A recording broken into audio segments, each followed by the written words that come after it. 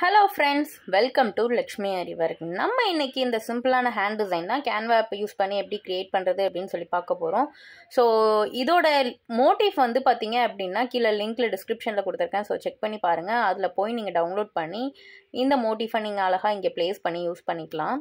So இதோட neck video already நான் போட்டிருக்கேன். ஸோ அதையும் செக் பண்ணி பாருங்கள், நம்ம சேனலில் இருக்குது. கேன்வா ஆப் யூஸ் பண்ணி எப்படி ட்ரேஸ் எடுக்கிறதுன்னு தெரிஞ்சுக்கணுமா? நம்மக்கிட்ட கேன்வா ஆப்போட பேசிக் ப்ரீ ரெக்கார்டட் வீடியோஸும் அவைலபிளாக இருக்குது. ஸோ அதை வாங்கி நீங்கள் கேன்வா ஆப்பில் ஈஸியாக ட்ரேஸ் எடுக்க கற்றுக்கலாம். ஸோ உங்களோட டிசைனை நீங்களே ட்ரேஸ் எடுத்துக்கலாம்.